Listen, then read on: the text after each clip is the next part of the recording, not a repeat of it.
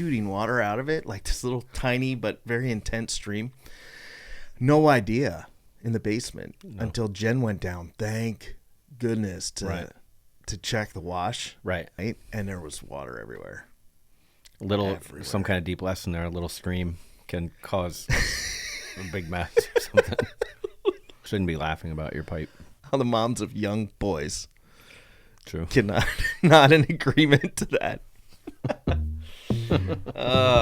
You ready to do this? Let's just do this. Yep, I thought we already were. We kind of are. Okay.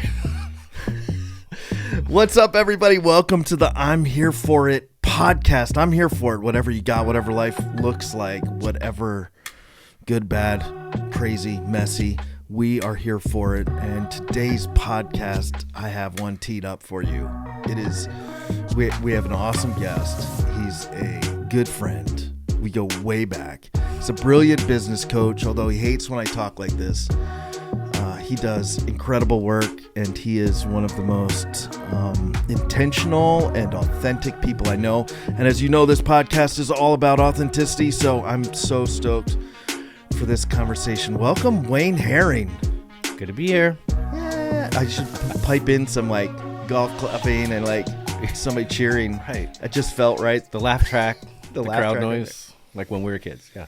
So for those of you that don't know Wayne is the creator, owner, founder of Business Builder Camp. You were a farmer at one point. These things kind of ran together. Mm-hmm. Still do. Still do farming.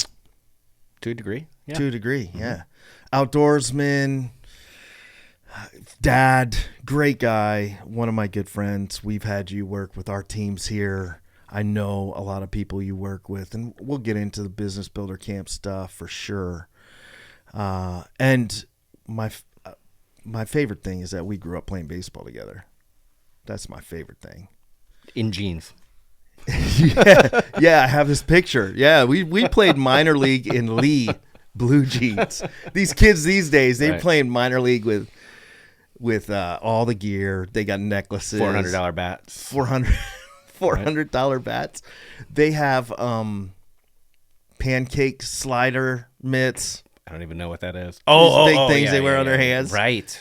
They're not even allowed to dive headfirst into a bag. Under no circumstances at these ages. Wow. And they got them to protect their little fingers. Boy, now we sound old. We sound like our parents who had to walk uphill both ways to school through the snow. We do. How does that happen? I don't know. Up on you. It does sneak up on us, and we are now those people. But I'm embracing it. Me too. My daughter the other day said to me, she told me a story about one of her teachers, and it was like, I can't use all the lingo they use because I don't remember bruh. it. I don't know. Come on, bruh. Yeah, but it was like, bro, this teacher was, she's in high school. But she was like, this teacher was so harsh, man, like did this thing that was so harsh and so bad. And I was like, are you kidding me? I watch teachers grab students by the neck, throw stuff across the room. Paddle them, right? You, right? And, yeah. So, yeah, they have no idea. So in some ways I do feel like maybe we are our parents complaining about how things aren't the way they used to be. Yeah, same. But don't you in a little bit feel like maybe we're a little right and maybe they were a little right? No, without a doubt they were. Yeah, they've gotten smarter as I've gotten older. Sure. Man, it's an honor to have you on this thing. I'm so glad that you're here. When people ask what I do, like my kids have a completely different description of what I do than what I actually do. Right. You're a coach for business leaders. Right. They come to you, they hire you. Although that sounds so, you do it different than I imagine. You do it good. Like you build relationships. You're invested in people. Mm-hmm. These are important people to you. You love them. You care about them. You kind of track along their life. It is so much more than what I made it sound like, where you just hire somebody and then you kind of like join to help them figure out how to make more money. What you do is business. It's life. It's everything type coaching. How would your kids describe it though? Well, it's funny you're going into this description of what I do or business life. yeah, I would say I'm a business and life coach. Yeah. Which life coach to you and I might bring back memories of Stuart Smalley on Saturday Night Live. I'm good enough. Yeah. I'm smart enough, and gosh darn it, people like me. Right? and life coach to me would sound like I've got it figured out, so therefore I'm going to tell people what to do or how to live a better life is what it sounds like.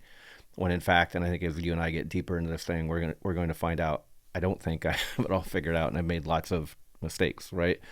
But yes, it goes beyond business. And there's kind of a school of thought. Steve Chandler is a mentor of mine and has written books that you and I have talked about, like Crazy Good and how to live intentionally and Power of Systems. And that school of coaches definitely builds a relationship first, and similar to me is tracking along with life. So there you go. That's how I would describe it. How would my kids describe it? My kids would describe it as one time they made a video of me, Josh. Are you serious? Oh yeah, and they would laugh about it, and I did not know. And right, and the video is something like "Follow your dreams," and I was given some sort of speech, and I don't think it's only coaches do that. I think dads do that. I mean, I think, but maybe it is only me. Follow your dreams. So yeah, they would say that I talk to people. I think I'm like Mr. Unrealistically optimistic, give speeches, and that they don't need a coach at home. It would be something like that. Yeah. Nobody in my home wants a coach. Which is, it's kind of funny and beautiful. They see that you help people ultimately. Or it might be that they say, I don't know why all these people show up at the farm, or why Dad hands them hats with a campfire on, but I don't know. Yeah. Would you call yourself an optimist? Yeah. Really? Yeah. I kind of always viewed you as kind of a realist. Or maybe I'm a realist who's trying to be optimistic, or intentionally working to look for the positive side of things. You are a guy who sees around corners. You see through the cracks. I think you're very intuitive when it comes to, especially people. Like, you can hear past the words. You've done this to me. Like, we've been sitting around talking. We've worked together. I remember sitting over breakfast, at a local place, eating breakfast bowls and taking notes on napkins. Placemats. Yeah, and you there's almost something unsafe about it. But you do it in such a caring way. It is safe because you can see past what the front is.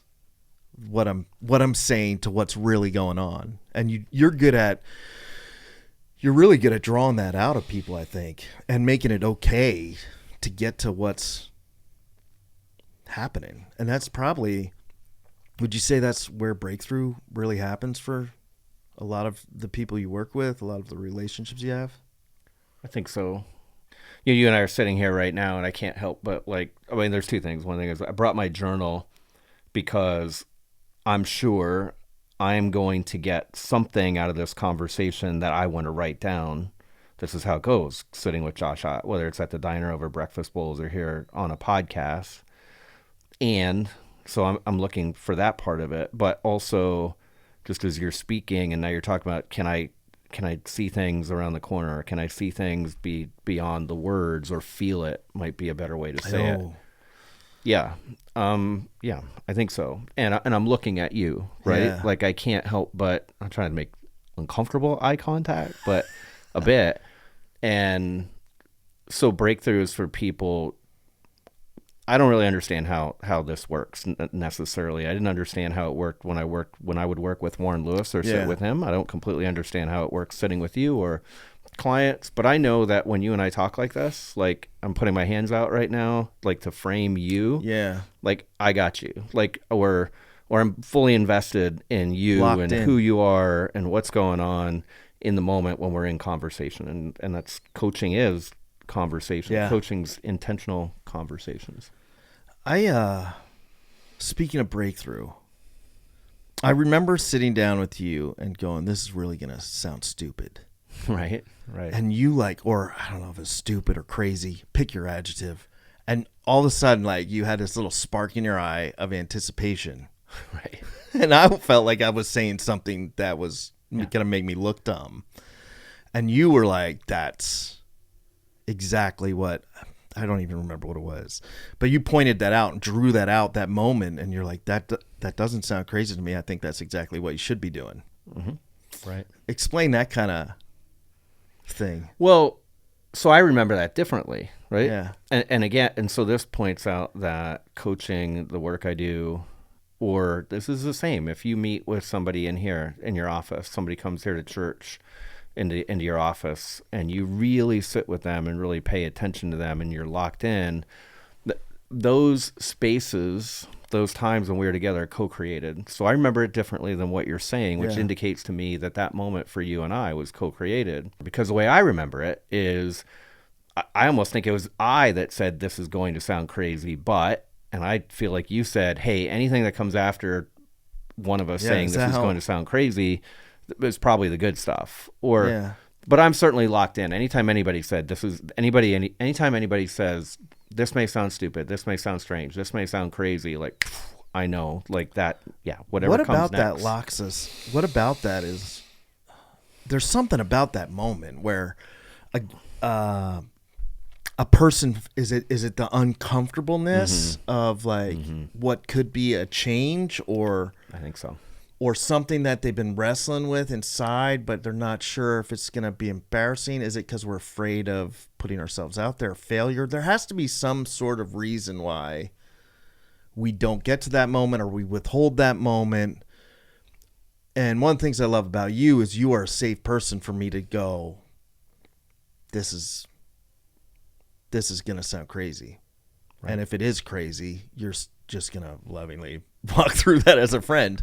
And if it's not crazy, you're going to be like, yeah, no, dude, that's where it's at. Right. Or we might tease out that word or that phrase. What about it sounds crazy? Or why did you lead with this might sound crazy?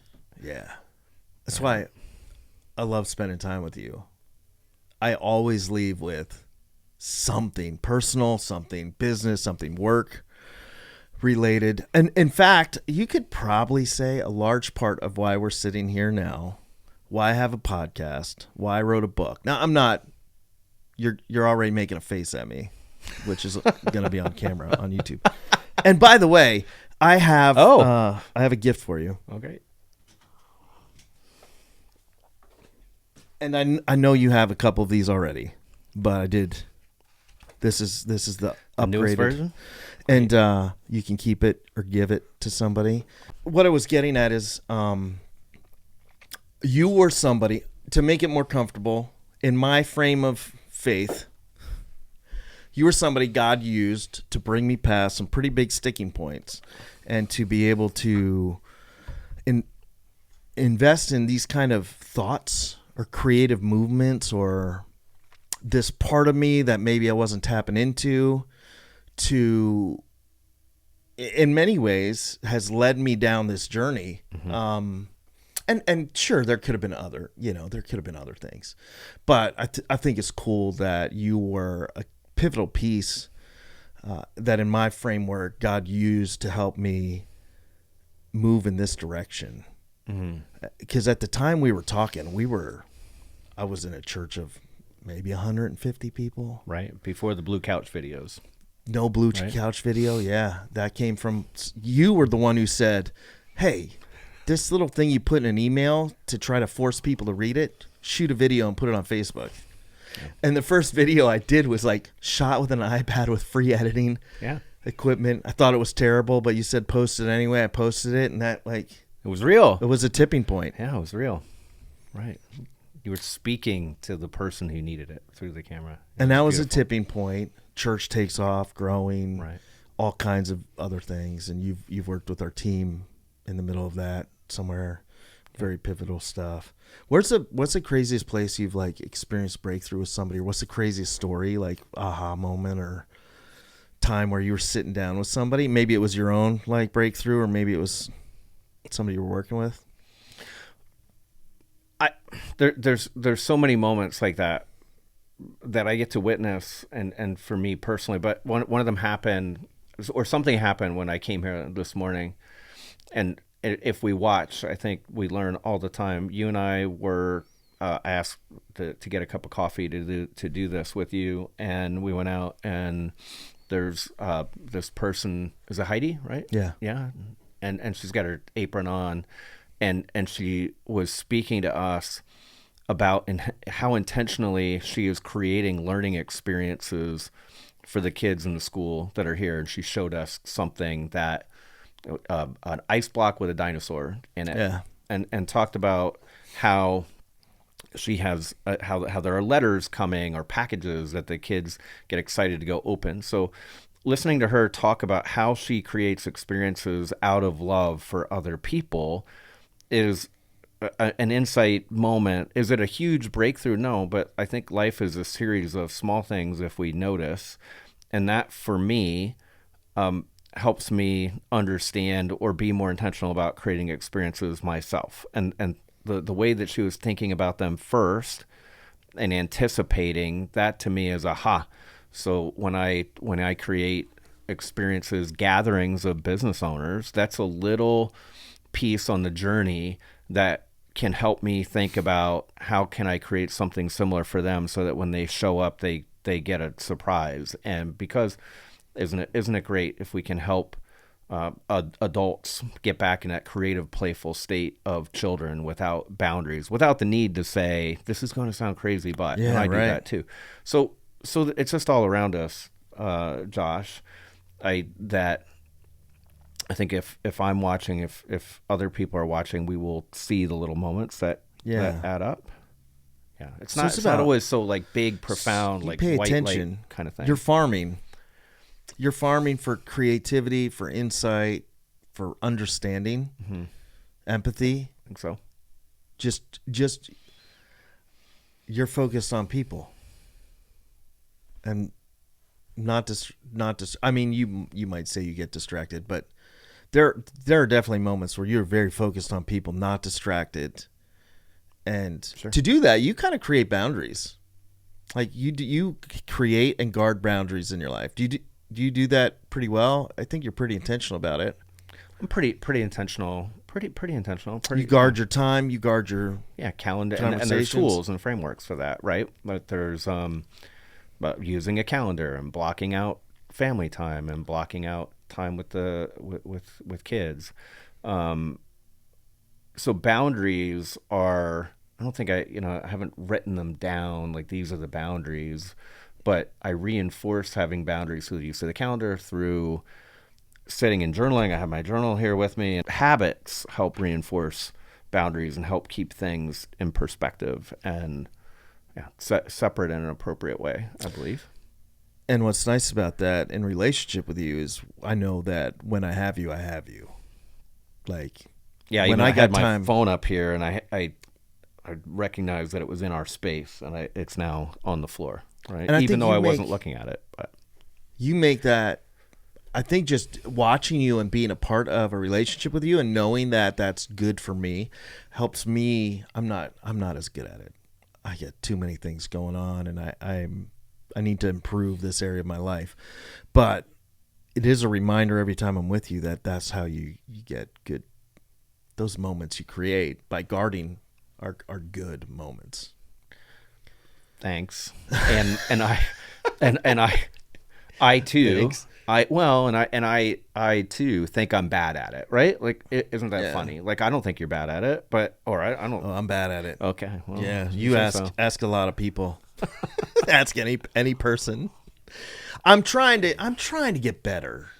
I would have put my phone away half an hour after you just did, and it would have rang 3 times. And then I would have been like, what am I doing? This is such a waste and distraction. Yeah. And then I would have put it away. Where you kind of just put it away. Right. First I put it on Do Not Disturb, and it was sitting up there, but then it couldn't even be in line of sight. So you mentioned recovery. Mm-hmm. You want to talk about that at all? Sure. Yeah, absolutely. What's that? How long? Yeah, almost 8. So it's been almost 18 years, Josh, since I've had a drink. That's awesome. So alcohol was had been a challenge in my life for sure. So on June 7th of '07, I had my last drink, and on June, let me think, June 8th, I was still out of town in North Carolina, but I had made a decision that the night before was it. That was it. But I had made many decisions that it was it before. But what was different about this is I asked God for help in prayer, alone in North Carolina, physically alone, and I asked God for help, and I looked up some meetings that I could go to of similarly minded people online, and then I made a phone call the next day on June 8th to my father, who has also had a recovery journey, and he says that pretty openly, so I'm not sharing anything out of school that he wouldn't share. And so June 8th, I talked to him, and I didn't tell him why, but I said I wanted to go running the next day. Yeah. And he and I met, you would know, locally here at the Landingville playground to go running. And I showed up with 2 cups of coffee and in jeans without running clothes. And he said, "We're not going running, are we?" I'm like, "No." And I cried a lot on June 8th. Yeah. When I was out of town before I could get on a plane to come home. I still had work to do. It was kind of interesting. I was cold calling used car dealers at that time to sell them on our used car warranty program. Yeah. And I remember crying in I had no idea I couldn't tell you who, where, what now either. But I remember making a cold call on a used car dealer, and I held my what together. And I said to this guy, I'm like, "Hey, I just met this guy and walked in, right? Like, can I use your bathroom?" And he's like, "Sure." And I went in the bathroom and cried, put myself together, went out and did what I was supposed to do to talk to him about, who's this current vendor or whatever. Right. And so then June 9th was the day that I met my dad, and we went for that walk, and I stopped trying to do it on my own. So the difference was I had made that statement that I was going to stop drinking because I recognized it was getting in the way of life and it was not who I wanted to be, but I'd done it on my own. And the difference after that evening on June 7th was I brought God into the equation. Although I used to do prayers in church, please help me not do this again. Yeah, but I brought other humans into it. I brought my dad into it. I brought other people, gathered in a church basement, drinking coffee into that, and a book and a spiritual program of recovery. And so since then, life has gotten better in a lot of ways. That's a long time. You still go to meetings? You still have those relationships? I do. Any advice for somebody who's like out there on the fence and wants it but hasn't crossed that line of like, maybe they're trying pre-June 7th or 8th, 9th, and they haven't figured out that piece? Anything you'd say to them? So I think there's lots of things in life where it's almost like that. Maybe this could be the theme of this thing. This is going to sound crazy, but, and then whatever comes after the but is often the good stuff. And you said, why do we do that? And we're like trying to protect ourselves, or we're afraid in some way, and so we're trying to play it safe. Yeah. And because we don't know what comes next. We don't know what comes after that. And similarly, if you're stuck in like addiction, the myth is that I should be able to handle this on my own, right? Yeah. I should. If I were strong enough, tough enough, I should be able to handle this on my own. And maybe this person, if I'm speaking to you, maybe you have handled many other things on your own. The thing is, this is just a little bit bigger than you, right? It takes, I believe, takes some intervention by your higher power, by God, and I also think it's a place where other people will want to help you, and it will help them. Right? So that's another thing about life is when we start helping other people in other ways, it generally doesn't take away our energy or power. We're helping other people. It often gives back to the one who is serving and helping. So it's not going, if you go get help from somebody else, it's actually likely to make their life better. It's likely to help them, recover. And in today's world, you can go on an app and you can search. There's lots of different paths to recovery, and you can find lots of people that will help you. But it's the first move to do that that's the hardest one. And it's like saying, this may sound crazy, but there's like a friction point there that we're trying to get over. Like I'm psyching myself up to get to the top of the roller coaster. This might sound crazy, but and I want to, right? Picture. I want to go same thing. It's like asking for help the first time in recovery from any of the plethora of addictions that plague humans. The hardest part is that getting to the peak, but what comes after can be really good. Yeah, really good. Not easy, but good. There's a difference there. Sometimes we think good is easy, but oftentimes the best stuff is hard. The most fruitful things we experience in our life are complex. Absolutely. Or the planning or the journey or the work. Even relationships, they add the most beauty to our life, but they also go sideways, and they're difficult and they're hard and painful. And you got that beautiful mess of a balance that you're carrying around with you, and to go like good is easy is just not reality in this kind of crazy world that we're a part of. Good and messy, good and crazy, good and sad. It's not black and white. I don't know if web's the right word. I don't know why that word came into my mind, but it is a web. It's just a complex. It's all interconnected. I remember my dad telling me one time, he passed, in 2021, but I remember him talking about a tapestry or like a rug, and him saying, we only see the underside. Like a weaving, and when you look at the underside of one of the, all the craft people. I understand, right? We're gonna go with the analogy. I'm in it with you. About, though? Yeah, like the underside looks like a mess. All you see are like loose kind of strings, and there's no pattern. Right. But then if you were to see it from above, it's beautiful. It's a beautiful picture. Right. Unless I made it, no, because I'm not gonna weave. We're not the weaving type. I mean, I believe that you and I could learn to do it. I believe we could learn to do anything if we put our mind to it and put lots of practice in, 1,000 hours or whatever. But I don't think I'm going to. All right. We're going to take a funny break. I got to show you this video. Okay. So look at this. So this video, right, that I want to show you, and I'll post all the information in the show. After, I forget who made it. Okay. I'll post all that. I'll give credit where credit's due. But, dude, I cannot stop laughing at this video. And when he comes out of the water, go ahead, play it. Okay. Oh, it's so beautiful. Those are supposed to go up in the air. They're supposed to like take you out of the water. He's sinking right now. Yeah. Dude, him when he comes out and his shirt is over his belly. He's not there yet. No? No, he's just smiling. He's gonna drown this dude. He's drowning this guy. Yeah. Dude, that belly shirt is me every morning when I wake up. That's how you wake up. I have no idea why. My shirt is like that every day. I want to save this guy. And the music? Yeah. Is that's from Titanic, isn't it? The music is like Titanic, but it's got that weird like played poorly thing.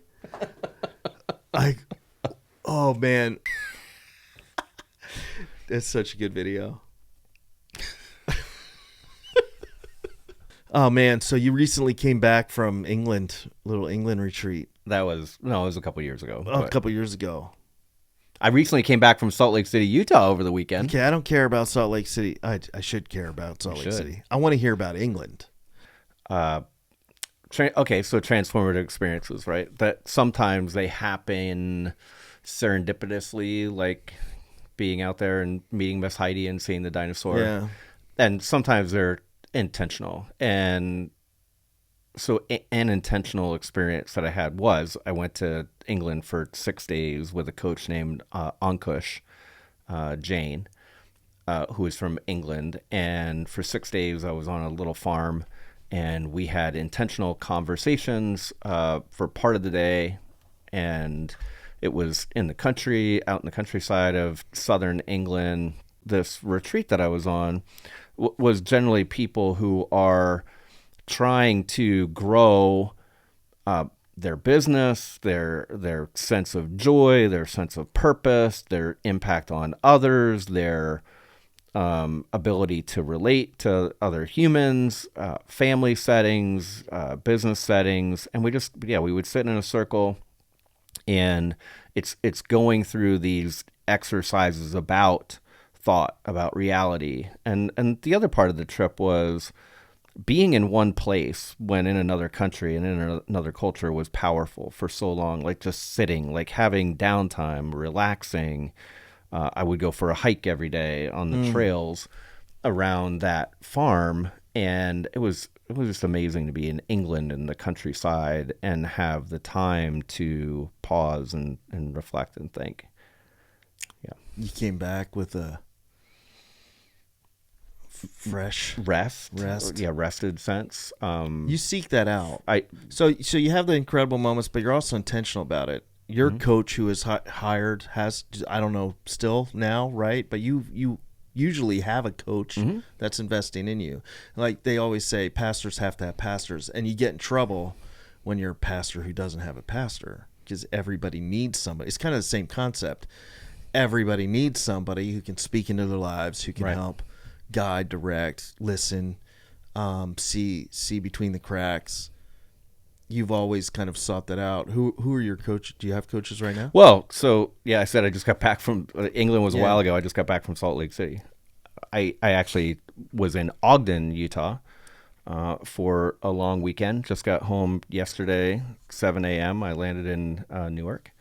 We went to go visit Chad James and his wife Sabrina. Yeah. So I've talked about Chad. I've heard you tell talk a lot about Chad.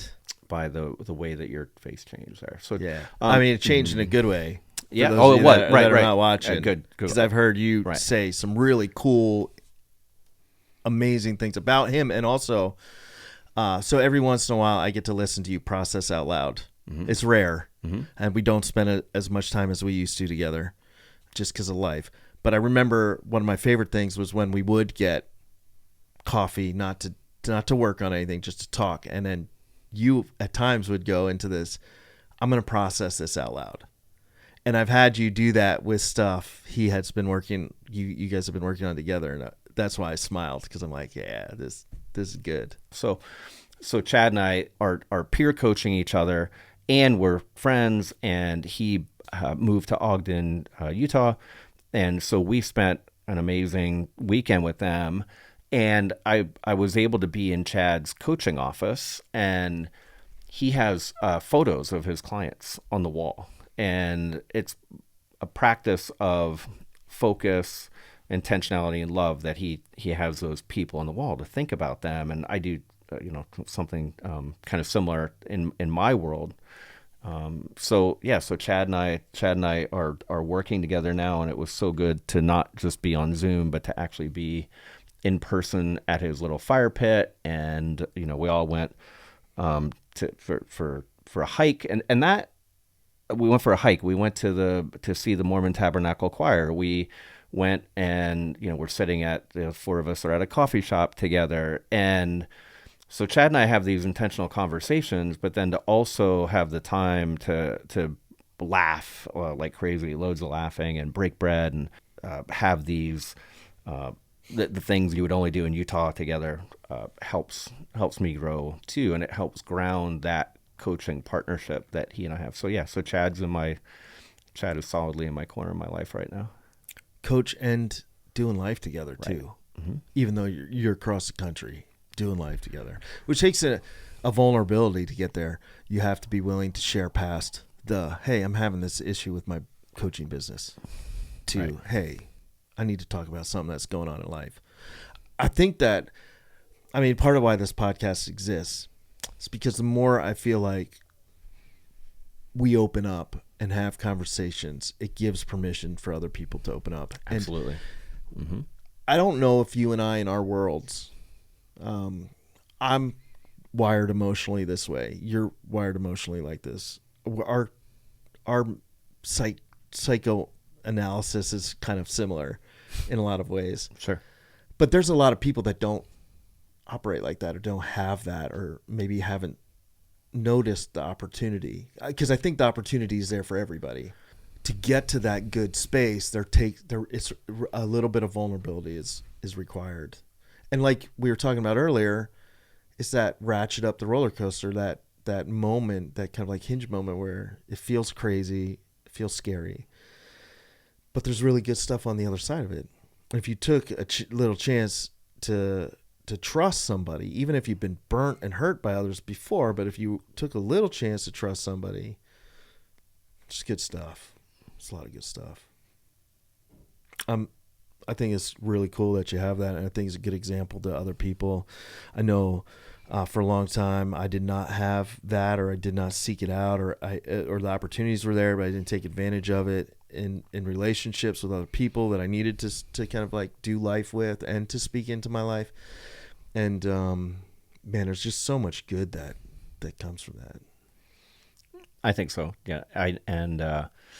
Recently I'd have to add up the time, 9 months of work with a therapist, and before her, I had a guy named Jim that I worked with for years. So yeah, having these intentional conversations with another human, I find to be very valuable. I've been to therapy. Have you? Yeah, I wish more people would do it. It's not just for emotionally vomiting. There's tools, there's people, there's wisdom, there's experience that gets pumped into your life, all of these different things. And I think sometimes people are afraid of being super vulnerable and then just, well, why do I need to sit down with somebody and just share all this garbage that's going on in my heart? I'd rather avoid it. And they miss out on the fact that you're getting tools and perspective and experience that from somebody outside your circle. You okay getting deep again? Yeah. Al, your pop. Right. He just passed away weeks ago. Mm-hmm. Yeah. This Saturday was 2 weeks. So 2 weeks we're ago. we're at like 16 days. Can I share you my first memory of Al? Yeah. I can't wait. And I have lots of memories. Pop, Yep. I have lots of memories. He was a large man. Like not in stature. He was. But He was a large man too, physically, big, from his years of farming and coal mining. Had his own coal mine. Yeah. Like, dude, tough. Yep. Tough dude. Yep. They don't make him like that anymore. Right. And my first memory of Al was at the Cressona Little League field. Uh-huh. I was 10 playing up at Little League, so I'm little and scared. And there was this pitcher, and you might know his name. I don't know if I drop it on the podcast, who was throwing darts. I mean, and hitting kids. And had zero control. I know who it was. Do you? Oh, yeah. And I can remember. Yeah. Mm-hmm. Yeah. And, I mean, danger. Like, if you're throwing that hard against little kids, you have to have some accuracy. Right. It's the same thing the major league players complain about. Mm-hmm. Like, if you're going to be chucking over 100 and letting it rip and throwing inside and tight, you better be able to hit your pitches. And if you can't, it is irresponsible for you to go pitch. And the coaches, so this kid should not have been pitching. And he had hit a kid on our team in the face. Yes. You remember this story? Oh, yeah. And this is my first. Right. And Al got fired up and started yelling and like, if he's throwing like that, it has no accuracy. He shouldn't be pitching. And here's my perspective, because you probably see the whole scene. This is what I remember most, going like, thank you, God, for Al. Oh, yeah. Please let somebody listen to him. Because I was so scared. Right. I was so scared.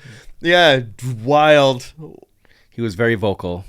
He was. At ball games. Great. He was, absolutely, yeah. I mean, he's a great guy. Yep.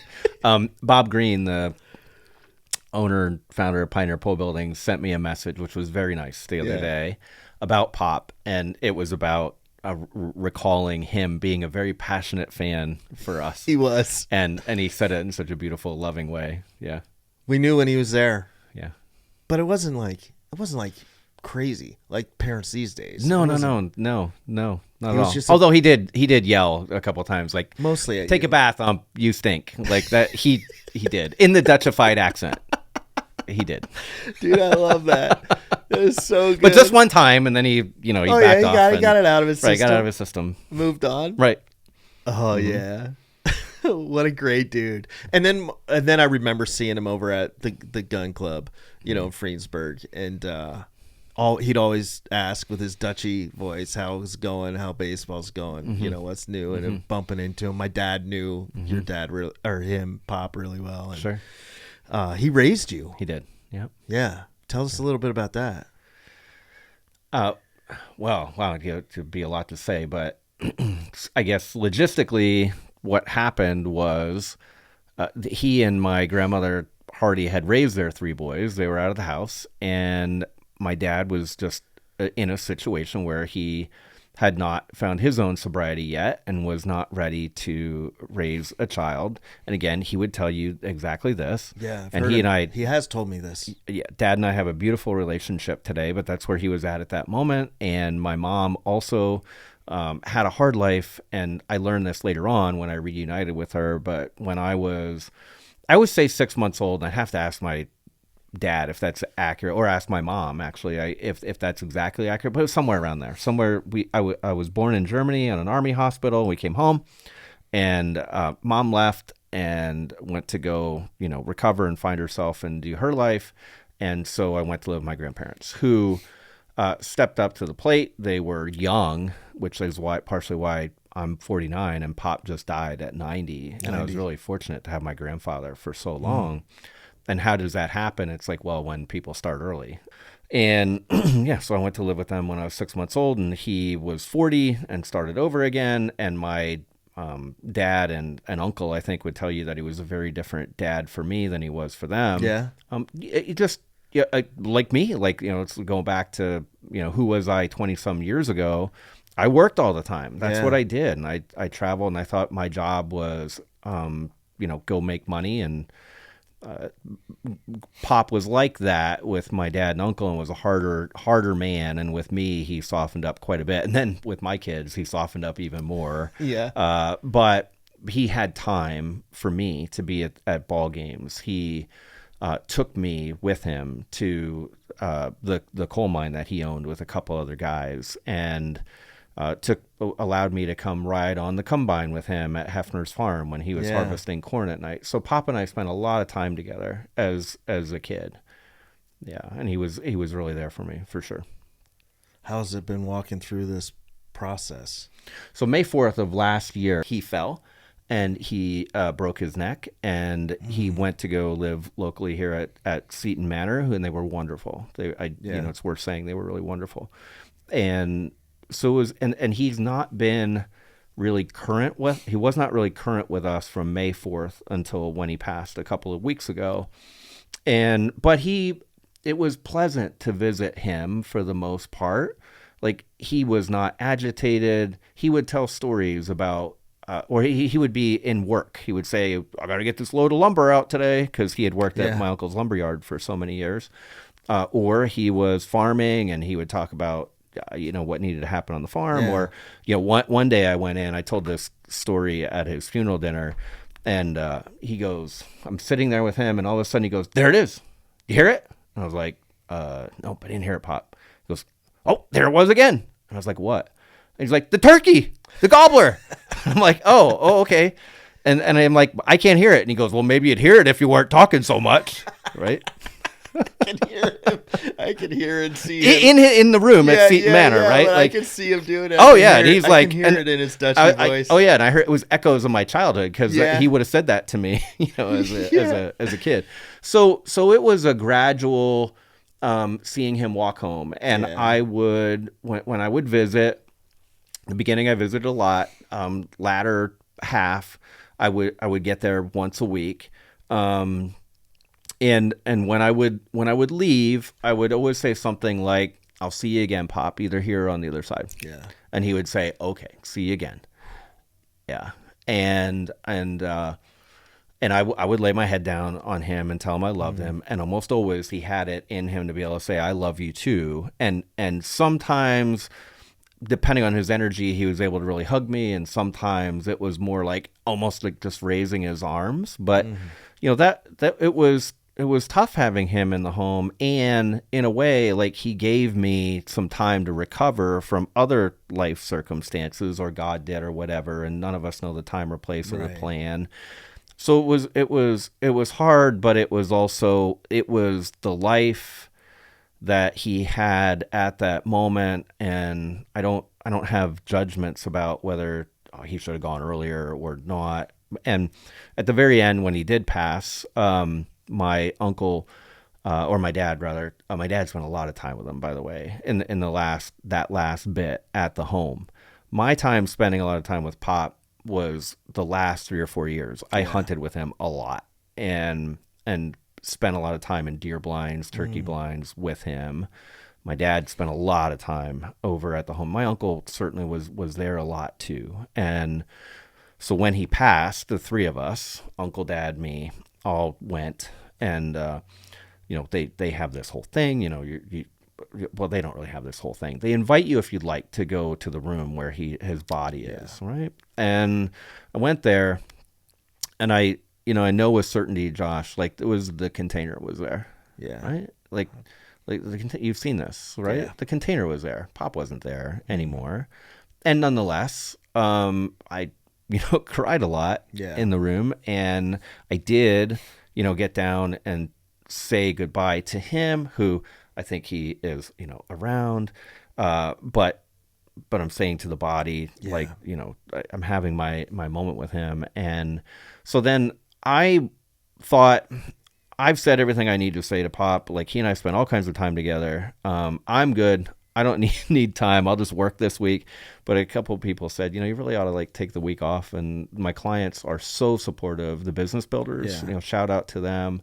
Rhonda, my assistant, they made it possible for me to take a week to not have anything obligations in my calendar work-wise.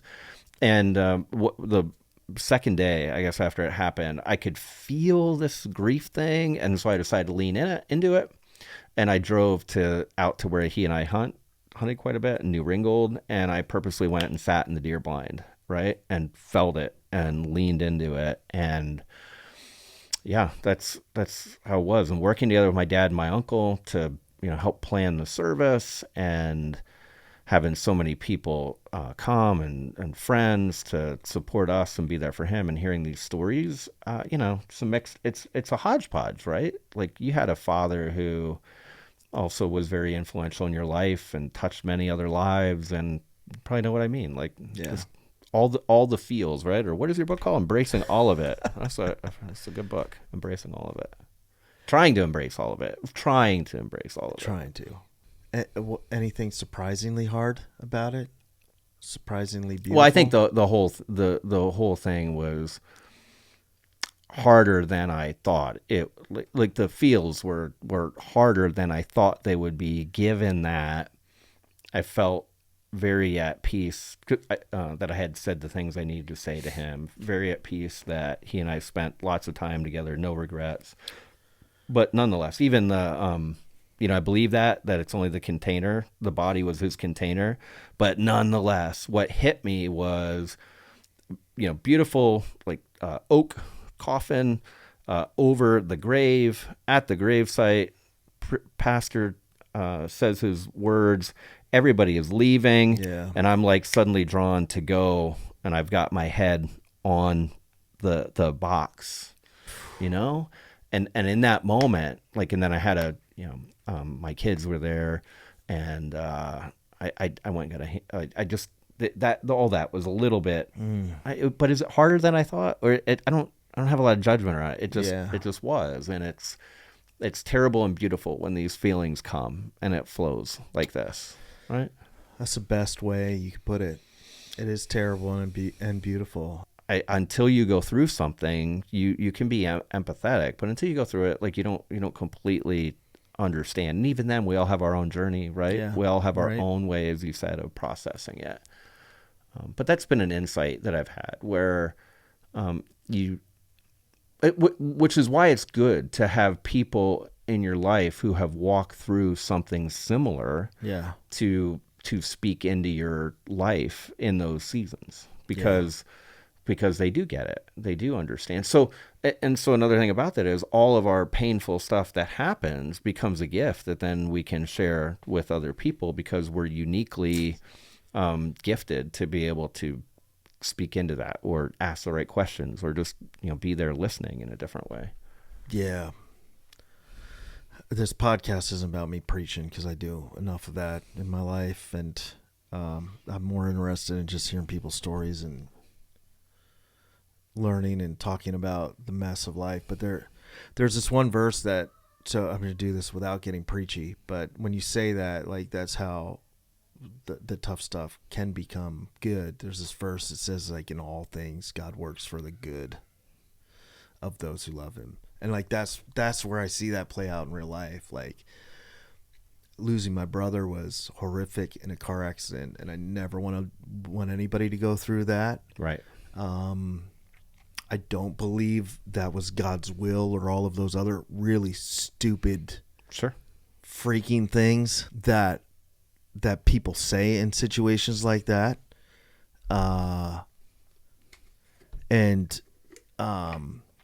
But I do, and I would never say this in the moment, or, take some time and some perspective. But I also experienced it in the moment, because the people who gave me most hope in that funeral line were people who didn't say anything but came through, and I knew that guy had lost a son in a car accident. That person had lost a sister in some kind of freak accident. Mm-hmm. And there they are walking by, and they're not saying anything but giving me a hug, and I know they know how this feels more than anybody else in the room. Mm-hmm. And there was some good in that. Later in life, being able to give that gift of presence to other people, and knowing that they're feeling what I felt. They're looking at me, and I don't need to say anything, but they know that I know how terrible that is, and that just somehow, and I can't explain it, but just somehow that presence, is a little bit of a comfort in a horrific time. And that's what I think, like, about that. It's like pulling the good, and I believe that he's the only one who can pull that kind of good. That in and of ourselves, we can't pull anything good out of the horrific. But that he does as a gift. All right, so I had seen you talk about the gobbler story. Yeah, right. With your pop in a good day. It's a good day post. And you take a picture of your day, or pictures of your day. Sometimes it's ice cream. Sometimes it's it's ice cream. Sometimes it's a picture of you and your pop, right? Doing something. Mm-hmm. And then you write a longer post capturing your day and what made it good, and how you're choosing gratitude and all those things. What spurred that on? Right. So I'd shared gratitude stuff, and somewhere along the way, I'm like, oh, it's a good day. And my friend Keith, I did. I was very blessed to have this friend Keith, and Keith has passed away, and Keith went to the other side. But Keith was a guy who was in my sober world and became a quasi mentor of sorts for people for a period of time. And he had lost he did eventually lose, but his wife had been in an accident where she had been T-boned, and she was in a home, and she was non-responsive. Nobody knew whether she could hear what was being said, and he would go sleep at the nursing home with her overnight. And he came into my life after I got sober, and I had started the farm at that time. Yeah. And we used to go on long drives to the feed mill, he and I together. And he just had this optimistic view about life, even though a lot of crap kind of sucked in his, like, from the outside looking in, like, to have Norma Jean sitting in a home and he's sleeping in an uncomfortable chair, being there with her. He doesn't have, like, He works, he's working in like kind of regular jobs, but he just always had this kind of glass half full, and he loved to hear about my kids. He always wanted to know about the good stuff with my kids. And he would take some of that, like he would take some of that joy and carry it with him. Yeah. But he had a practice of saying, I'd say, "How are you, Keith?" He'd go, "It's a good day, man." And then proceed to maybe talk about some tough stuff or things that he was afraid of in life, but then always bring it back to, and I saw the farmer today, man. I saw the dairy farmer today. And people who know Keith are going to listen to this and they're going to know what I'm talking about. So he always would like bring it back, and he had that practice. So, when I started doing It's a Good Day, because that's what Keith would say, and it was kind of honoring him. There was this time where I did it in a series, and I was numbering it every day, and I was doing it every day. That practice I picked up from a coach. Her name's Teresa McCloy. If you were to look up Teresa, she's does a lot of Christian women's coaching. Okay. And has a whole program, and she had posted for like 1,000 days straight or plus. And I think I made it to like day 111 or something. I took a pause and from doing that, and now I've been doing it when kind of as the mood strikes, and I think, I'd like to write something about that. And so that's how It's a Good Day. What a beautiful way to honor your friend Keith and also help other people through his story and influence in you. And it is, when you read the posts, it's exactly what you kind of described. It's the hard, the messy, and the good. So I do not have a great long-term memory, probably from being knocked out in baseball games too many times. But I have pictures from our youth, and like the one with Al with jeans. Like that one is just locked in. And there's one from playing with you, baseball at Blue Mountain High School. I think it was your senior year. We ended up being co-champs with Pottsville. Mm-hmm. And we were playing Pottsville at Pottsville. I always hated that place. I love you, Pottsville listeners. I love you, Pottsville baseball people, whatever. But for when we were playing, I did not like playing at that field. Their crowd was right on top of you. It was not a friendly atmosphere most of the time. Do you remember? Well, you're a pastor who is for Schuylkill County, and right? But I'm not, and I don't like Pottsville. I mean, I'm kind of kidding, right? But if Blue Mountain's playing Pottsville, like, sorry, folks. Like, I like Pottsville. I love going to the city. And, but I did not like playing there. No, I don't remember what the stadium is called, and I'm a junior. 16th Street Field is what I think of. Is that what it is? Yeah. And we're playing them, and there's a ground ball, and you're at first base, and you slide into second, and the guy's trying to turn two, and they always, we were taught back then, slide into second with your hands up, slide hard, and slide hard and break it up, right? And you grab that kid. I don't know who it is. I picture it. I love this memory. It makes me so happy. The guy could be listening for all I know. I don't even care.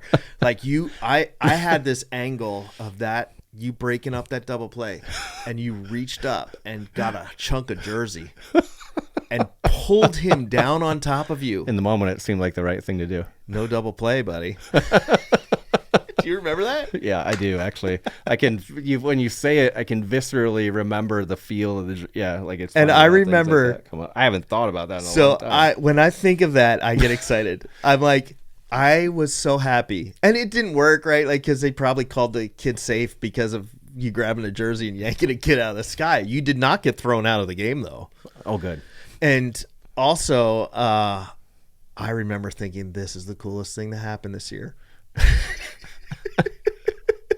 There's more that I can think of, situations like that. We played baseball pretty intensely, man. Back then, we had some intense coaches. I was in. And one of our coaches is being honored. And he, you're speaking of Tom Kramer. Yeah.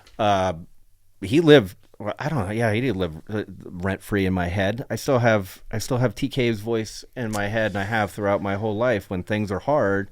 Because in a ball game, if we were behind, he was like the ultimate guy to say, like, just because we're down, I'm going to do like the voice, right? Do it. If he's listening, he's going to be upset. Hey guys, just because we're down doesn't mean we can't come back, right? Like, and you believed it, or you were afraid and you were going to like go out there and bust it and do the best you could anyway. Whatever that was, I have heard his not literally, right? But his voice in my head in hard times of life, of like, you can gut this out and keep going. Yeah. What a great influence he was on all of us. He was, really. Yeah. I love that, And man. is. I bump into him once in a while, and his voice lives rent free in my head too, going, Yep. not ever saying Josh. Right. I don't think he called me Josh until years after I No, graduated. Melvin. He didn't Melvin. It was Mel, Melvin, Marlene. Melot. Yeah. Marlene? I don't know where that came from. All right, Mel. But yeah, he and Charlie Fritz. Yeah. Yeah. And I was able to, they were two very influential people in my life, and I'm very grateful for the coaches we had and for the time in the world that we were playing baseball, because it was a good time. Mm-hmm. Absolutely. Any final advice to somebody? Like, what do you got? Advice? Well, through this conversation, thinking about the theme of the breaking through resistance, just getting over the hill, if people can feel that, whatever it is they got going on, like it's that last little bit that can lead to freedom or can lead to something better. When you feel that resistance, it's not a sign to back off. It may be a sign to keep going. So it's not advice to people. I'm just trying to think like what happened as we talked here today and what came up. That was one. And then, the analogy of we keep weaving that tapestry, and whether we are right or wrong with that analogy, for the crafters out there, I do believe that when you turn the rug over, you see the ties and the imperfections, the splices together, and like to sit and think and make that wrong, you want to see it. I want to see those ugly parts so that I can try to use them to build better as I go. But I don't want to sit and dwell and look at those knots and make them wrong and then not, take the next step today. I think that's, we all just, it's helpful if we keep looking for the good. It's helpful if we keep looking for the next doable step and looking for the beauty in the day and doing that together. So it's been, I appreciate the conversation. You and your questions and friendship helped me grow, whether it was at the diner on the back of a menu or today with the journal. So I appreciate it. I'm here for Thanks it. for the book. See what I did there? I just brought the title in. That's good. Man, it was awesome having you on here. I love talking to you. Always do. Wish I was better at making time for it. We're busy men though. I mean, that's not an excuse. But it's not a good excuse. It's an excuse. It's a lame excuse. For sure. I will say this. I'm so glad you were on here. Thanks so much, Wayne, for coming. And for our listeners out there, whoever you are, whatever you got going on, whether it's been rough or good, whether it's been heavy or light, no matter where you're at, we're here for it. I'm here for it. Guys like Wayne are here for it. And there are a surprising more amount of people out there that will also be here for it if you just open yourself up to them. Until next time, be kind to somebody else, be kind to yourself. Thanks for listening. Can't wait to see you next time on the I'm Here For It podcast. We out. That's it. All right. Done. Bye. See ya. Thanks for tuning in to the I'm Here For It podcast. Just a quick reminder, the thoughts and opinions shared on this show are our own. They don't necessarily represent the thoughts and opinions of our employers, our places of business, our families, or maybe even people that don't want to be associated with us anymore. And honestly, sometimes we even question our own thoughts and opinions after these shows have aired. We're not doctors, therapists, lawyers, experts in anything except maybe overthinking things. Well, maybe some of our guests are some of those things, but for real, this podcast is not about offering you professional or therapeutic help. We're just here having fun. It's for entertainment purposes and maybe a little bit of education. Yeah, we hope it can make your life better and make you smile and encourage you a little bit. But seriously, this is more like a group chat that you didn't know you needed.